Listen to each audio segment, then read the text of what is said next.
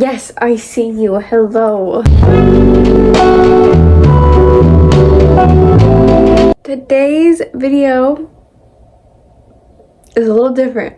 I just feel like it's something that I want to share. And it's very personal because I don't think even close family members know like the full story of my little testimony. So it's nothing like huge, but it is something that I went through. So I thought that maybe I would share it because it's, you know, really important to me. It's a really big part of my life and I want that to be known. So I have my Jesus right here, and I also have some tissues just in case. I hope I don't need them, but just in case. I'm so nervous. I'm nervous. I know, but it's okay. So the start of this has to be around when I was 11. It's not funny, I'm just uncomfortable. And I just was struggling with processing how I was feeling. Because I was getting older and there was a lot taking place in my life around this time. And I didn't know how to process what I was feeling and how to understand anything that I was thinking or experiencing. I was just very lonely. Okay, I'm fine. I struggled a lot with suicidal thoughts. Like I said, I didn't understand how to process what I was feeling and I didn't know who to go to, and I just didn't know what to do.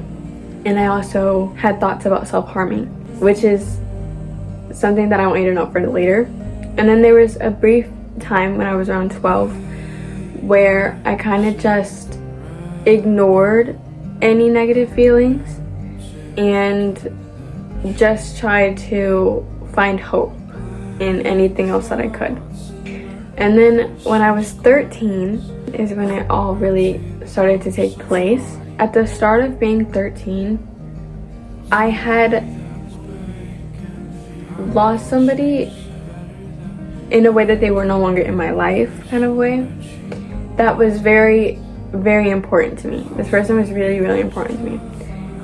And it felt like they were no longer going to be in my life, which isn't true, and this person is still in my life, but it just felt like I was going to lose this person. And because I just shoved everything that I was feeling away, I would go and turn to things that I thought would make me happy, or I thought that would be an explanation. So I'd do things like, well, I do these things because of how I felt about this.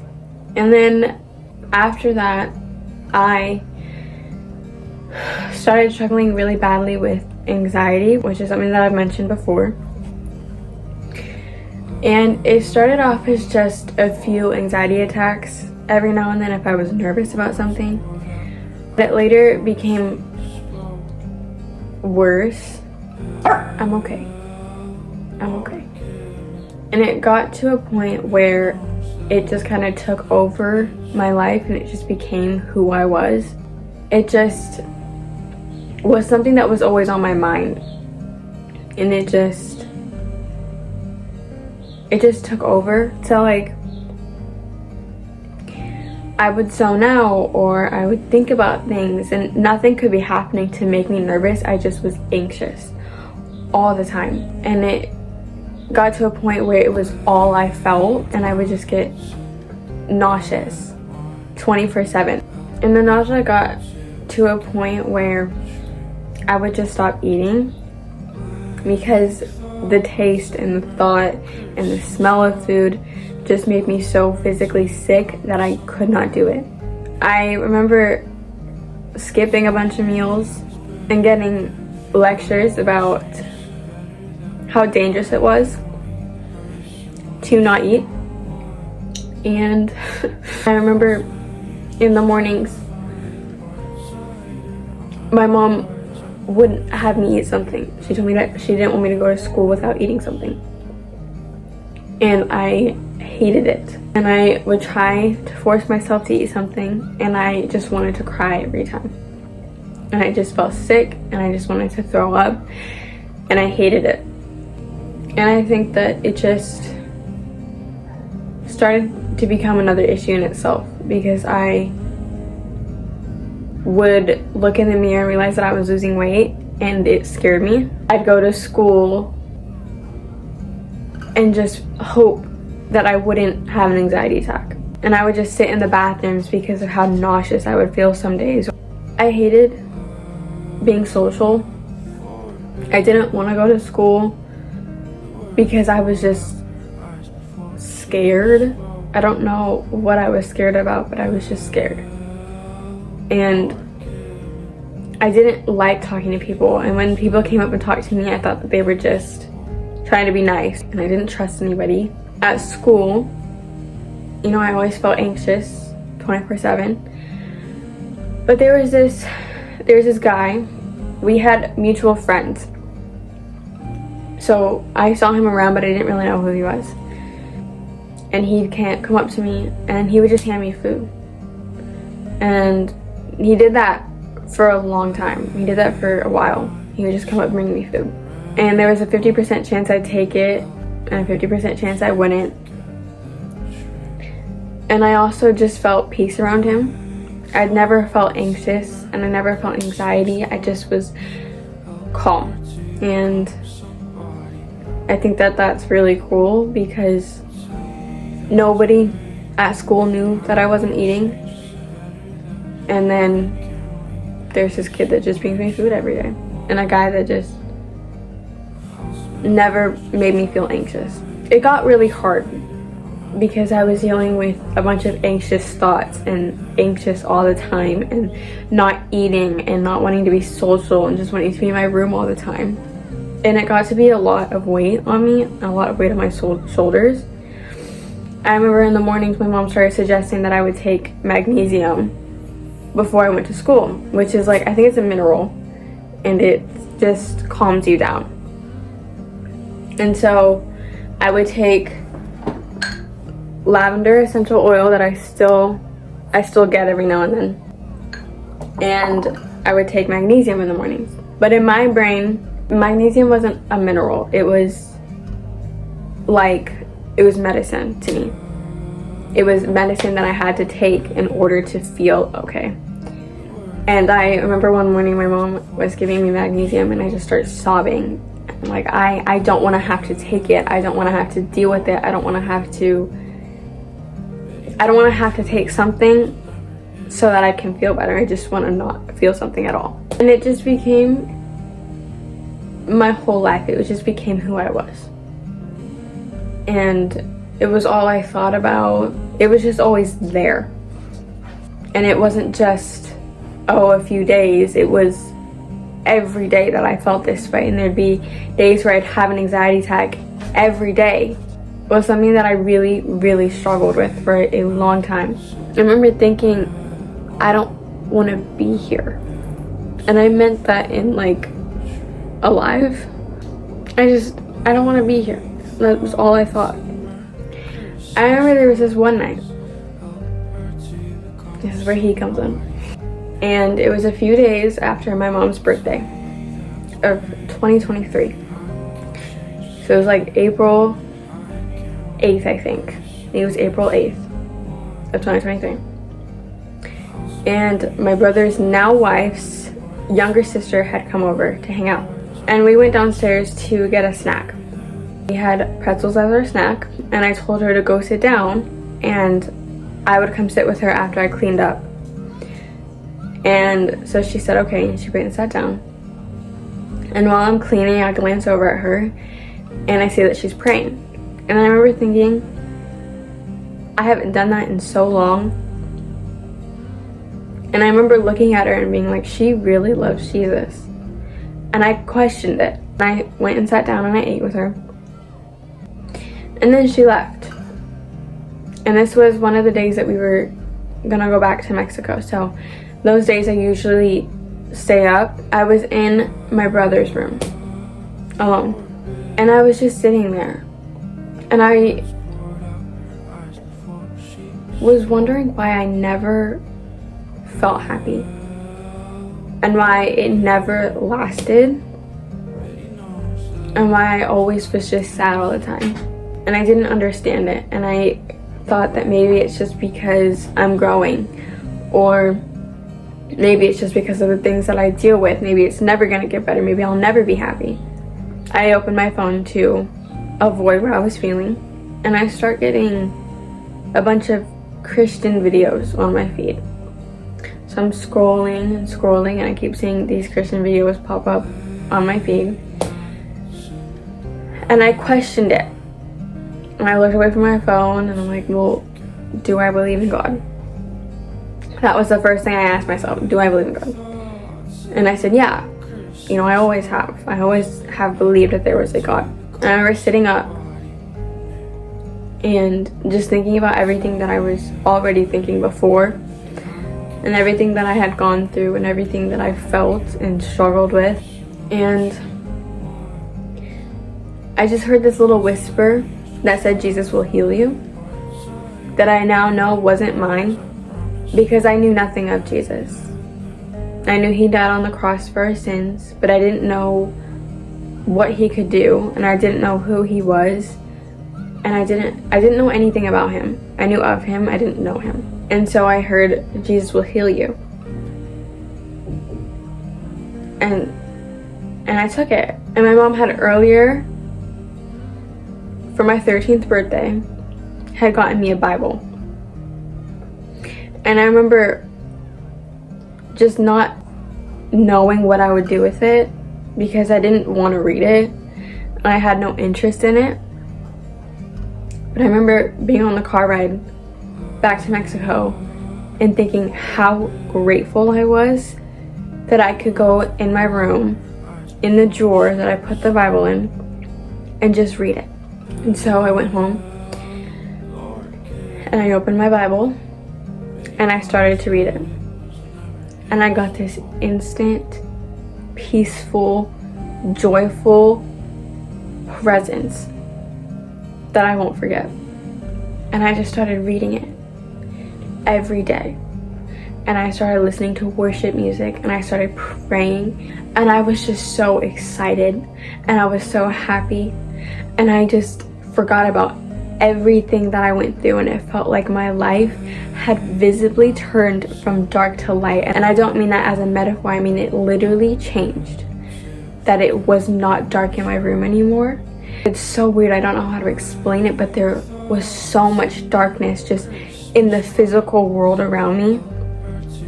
And when I gave my life to Jesus, it just was all so much more brighter. After a few months, I kind of fell back into a little bit of sadness, and I was really confused. And I thought that God just didn't hear me. And I remember being on my floor praying to him, where are you? He revealed to me that I struggled with self-worth. I didn't believe that I was good enough. I didn't believe that I was worth anything. I wasn't confident. I was insecure. And I just didn't feel like I was lovable. I didn't feel loved. Even if people told me that they loved me, I didn't feel loved. He just kind of like reminded me, like, I've let you feel who I am, and now it's time for you to walk with me. I walked with him.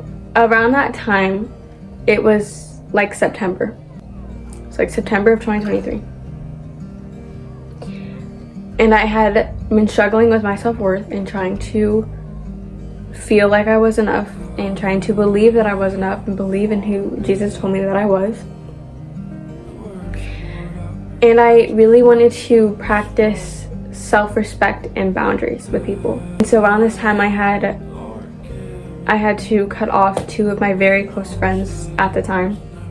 And it did a little damage to my self-worth as well. And it was also around the time that I met one of my now best friends, Luis, which he's been in a few of my videos. And the guy that gave me food every day was Luis. And so we had found each other's Instagrams and we started talking. And I told him about my self-worth and how I was struggling with that. And he told me some personal things that I won't share, but you know, he told me some personal things. And we just helped each other. and he just kind of showed me what a friendship was. And he would send me messages telling me that I was enough, and our friendship was just very serious at first and just focusing on being there for each other. And our lives are completely different from what it was when we were talking. But he truly was someone that was just sent from God. And he's just one of those friends that I can talk about God to, and that prays with me. I think we've just have come so far in our friendship because Jesus has been at the center of it. And I think that that has been such an answered prayer. And also around this time, I still had felt a little distant with God and trying to fix my self-worth, but still trying to look for God. Just one day where I didn't feel God, and I didn't think that he was thinking of me. And I had went to a home group that was hosted by my in-laws, my now in-laws. And I remember my now sister-in-law's mom was the host, and I remember her talking about affirmations and what we can tell ourselves every day, because then we'd start believing it. When she asked me, and she asked what I would tell myself, and I said that I'm enough. And my in-law Hannah, she jumped up out of excitement, and she's like, that's crazy, because I was cleaning out my closet today and I found this bracelet. And she said that she felt that God was telling her to give it to me. And so she got up and she gave it to me. And it was just such a small little detail and a small little story. And it was part of I am enough. But it was more to me that he was thinking of me, that I was enough to be thought of. So even though it is a small story, it's just something that I love so much. It's one of my favorite stories. And I was now friends with the friends that I had to cut off a few months before. They were back in my life. They had apologized. And one of them, the relationship that I had with one of them was now taking place a lot more in my life.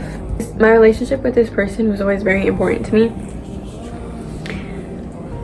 But around this time, it was specifically more important to me. And it became something that was part of my everyday life and everyday feelings, everyday thoughts. And this person and I had gotten really close. And this happened around maybe March of 2024. And in August of 2024, I felt that God was telling me to go on my own and to leave this person. And he just kind of revealed to me that it was just a very toxic environment, and it just was nothing in my best interest, and that it was a distraction from him, and that all it was doing was hurting me. And so I let go. And it was really, really hard, and I think it was one of the first things that God had me let go of. That had to have been one of the hardest, but I did, and I listened. Fast forward to now, May 2025. I'm 16. And I've never been happier. And I'm just filled with peace all the time. And joy. And I just am so confident in myself. And just am filled with so much hope. I don't have very many friends. But, you know, my all-time best friend is this guy right here. Because he brought me out of so much. Out of suicidal thoughts and self-harming that I mentioned, because I have no scars. No scars on my arms or anywhere. And I'm so proud of that. He brought me out of anxiety that had overtaken my life. And he had brought me out of self-worth and insecurity. And he brought me out of toxic environments. But most importantly, he died for me. And I don't know many people that can say somebody died for them. I mean, I know everybody can say someone died for them. Not everybody can accept the fact that somebody's died for them. He died for me when I was very undeserving of it. And he forgave me for everything. And he healed me just so that I could have eternal life and eternal happiness and peace with him. And he just showed me so much of what true love really is and what it means to truly be loved, especially from the creator of the universe. It doesn't end here. Like, there's just so much more that he's going to continue to do in my life and continue to show me and teach me. And there's just so many times where he's shown up in my life that could be way too much of a coincidence to not be real. And I know that I have so much ahead of me. And I'm so glad that I'm here. That I can't remember my last anxiety attack. And that I'm not in toxic environments that only hurt me. It just was the best decision that I've ever made. And it wasn't even me. Like, he's the one that whispered to me. Hold on, I gotta pull out the tissues. I do want to add, though, that another one of my answered prayers would be my mom. Throughout this entire story, my mom has been there. And I would talk to her about my anxiety and about my self-worth and about that specific relationship that I was in. And she always responded with such love and such gentleness. And I love her so, so much. And regardless of where I've been with my relationship with Jesus, my mother has always been there. And she's always shown up for me in every single part of my life. She's been such a big help and such a big part of this walk with God that I'm in. And she's guided me, and she's shown me, and she's taught me. And I'm so, so grateful for her. So thanks, Mom. I love you. Most of what I told you has been vague, because I think that most of the details are things that I want to keep to myself, because it is very personal and vulnerable. And I wanted to talk about this because I want my platforms on social media to reflect Jesus, and I want to show people who he is, and I want to speak about him, and I want to bring people closer to him. And I think that the first step to doing that is sharing what he's done for me. So now that you know my story and why Jesus means so much to me, this was just kind of like a little soft launch. It's not really soft, but you get it. Of why and how I'm going to be bringing Jesus into my content anymore. And if you're struggling, I know someone that can help you. It truly is the best decision that you'll ever make, and you'll be happy and peaceful and filled with joy, all because of him. He's the best guy you'll ever meet, I promise. I basically told you this so that you could understand why Jesus is in my content and why he'll be in my content a lot more than he has been, because I love him so very much. That's why I'm gonna end this off. If you have questions, I'll be glad to answer. But with that being said, and with my story you now know, I'm gonna end this off. So thanks for listening. Jesus loves you.